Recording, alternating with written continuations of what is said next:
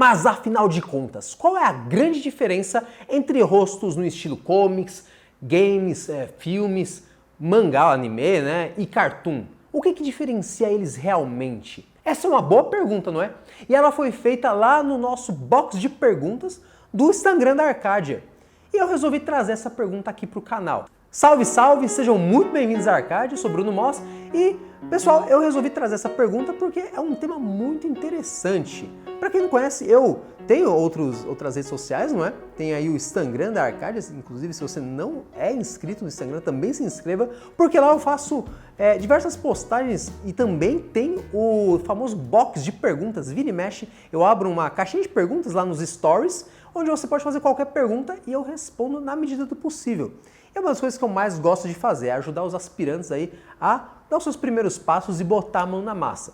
Mas então veja essa pergunta, como que diferencia os tipos de rosto? E é esse o nosso tema de hoje, é isso que eu vou fazer nesse vídeo. Responder para você essa dúvida que pode, às vezes, te direcionar até a acertar alguma coisa que você pode estar enroscado na hora de fazer o rosto do seu personagem favorito. Mas antes disso, também se inscreva nesse canal, caso você ainda não seja inscrito. Ative o sininho para receber notificações toda vez que eu lançar um vídeo novo e curta, compartilhe com seus amigos, afinal, toda vez que você curte um vídeo aqui da Arcadia, aumenta a nossa relevância no YouTube, mais gente conhece esse mundo paralelo da escultura. Então, ó, para começar, eu já vou matar no peito. Qual que é a grande diferença? Vamos colocar aqui 3 estilos principais. O estilo realista, que também tem muito a ver com o estilo comics. O estilo de anime e mangá a mesma coisa, vamos pensar assim.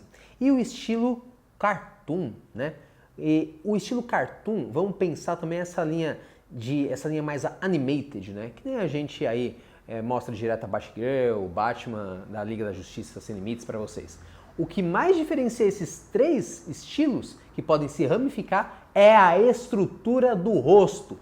Sim, pessoal. Se você for parar para analisar com calma, todos têm, assim, rostos humanoides, né? Rostos humanos. Todos têm olhos, orelha, nariz e boca, né? São os elementos principais aí. Mas a estrutura do rosto muda drasticamente, né? Se a gente for comparar, por exemplo, o estilo animated, né? Ou um estilo cartoon com um estilo realista, eles vão às vezes fazer o rosto arredondado, não é? Mas, às vezes, dependendo do personagem, eles podem exagerar alguma coisa para estilizar o personagem ou gerar uma situação de humor, por exemplo. No caso do Superman no estilo animated da Liga da Justiça, comparando com o Henry Cavill, né, que é o Superman aí do cinema, pelo menos por enquanto. Se a gente for comparar os dois, eles vão colocar alguns elementos clássicos do Superman, que é o queixo quadrado, não é?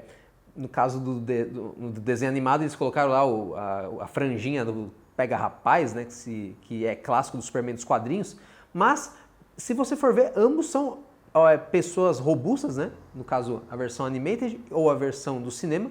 E eles evidenciaram principalmente a estrutura de um rosto mais robusto, né? Esse foi o principal ponto. Porém, é claro, no caso animated, no caso cartoon, eles deixaram ainda mais exagerado. Se você for ver caricaturas do Superman, sempre essa parte do queixo é muito evidenciada. Isso que ainda nesse caso, o Superman não foi baseado no Henry Cavill, ele foi baseado no Superman dos quadrinhos e, assim, claro, os Supermans do cinema, seja o Christopher Reeve, o Brandon Routh, enfim, outros Supermans, inclusive da série de TV, eles sempre se baseiam muito nos quadrinhos, né? Na verdade, o Superman é um dos personagens que menos teve problemas com escala de atores. No Batman a gente não pode dizer a mesma coisa, né? Teve muita diferença de um Batman para o outro. Mas eu acho que o Batman que mais se aproxima desse clichê do herói com queixo quadradão e tudo mais é o Ben Affleck, né? Se você pegar o Batman do Ben Affleck e comparar com o Batman Animated, eles têm muito a ver. Mas saindo um pouco desse exemplo, falando ainda de estrutura do rosto, a gente pode ver personagens anime, não é? Personagens de anime, normalmente eles vão ter o rosto bem fino, pelo menos a maior parte dos animes clássicos, Cavaleiros do Zodíaco, Yu Yu Hakusho, assim, Dragon Ball Z tem lá suas diferenças, mas até Dragon Ball, né, tem uma grande parcela de culpa na estilização dos mangás e animes, mas a gente pode ver que eles têm sempre o rosto fino. E até nas suas versões live action, pelo menos as fiéis, né, que é o que? Uma ou duas que se salva? Enfim, a gente percebe uma fidelidade. Então, se a gente pegar, por exemplo, o rosto do Kenshin, da animação ou do mangá e comparar com o rosto do ator do live action, a gente vê que houve um esmero ali, né? Houve um cuidado especial pro ator não só parecer o personagem na caracterização, mas também para ele ter essa delicadeza do rosto do Kenshin, né? Que é uma característica não só do personagem, né? Que é inspirado num personagem histórico mesmo do Japão, que tinha traços mais delicados, mas também o traço do mangá já sempre tem isso de rosto fino, mesmo para alguns brucutus lá no desenho, ou personagens mais robustos, como o mestre do Kenshin, eles têm o rosto fino e às vezes até traços mais leves. Então assim, a estrutura do rosto ela manda. Porém, a gente também pode notar essa diferença muito brusca na própria estilização dos elementos. Ainda no mundo do anime, eu acho que esse é o principal exemplo, não é? O rosto de anime, ele tem os olhos muito destacados. Claro que nem todo anime tem essa característica, tem animes até bem realistas, né? Mangás também, mas essa é uma coisa que popularizou o traço de mangá e anime, como o desenho dos olhões, né? Se você for ver minha mãe ou minhas tias, elas vão falar a mesma coisa, desenho japonês tem tudo olhão. Enfim, essa é uma característica muito clássica, não é? Que diferencia o estilo anime do estilo realista, por exemplo. Se você for ver mesmo personagens originalmente asiáticos, como o Kenshin, não é? Ele não tem o olho clássico japonês que deveria ter se fosse um traço realista. Não, inclusive o personagem varia muito o estilo do olho dele, na verdade. Agora sim, cartoon as coisas já vão para as alturas, né? Tudo tá valendo, né? Mesmo no estilo animated, que é um cartoon acadêmico, para quem sempre me pergunta o que é o estilo animated. Ele foi criado aí pelo Bruce Timm para séries animadas da DC e ele segue essa linha de um cartoon acadêmico, um meio termo entre o cartoon e o realista, né? E assim, ele simplifica muito as coisas e estiliza demais outras, né? Se a gente for ver, por exemplo, orelhas, às vezes orelhas é só uma curvinha com um risco. Às vezes orelha nem tem isso, às vezes orelha é só curvinha, ou às vezes nem tem orelha. Se você for ver Meninas Superpoderosas, eu não me lembro se elas têm orelhas.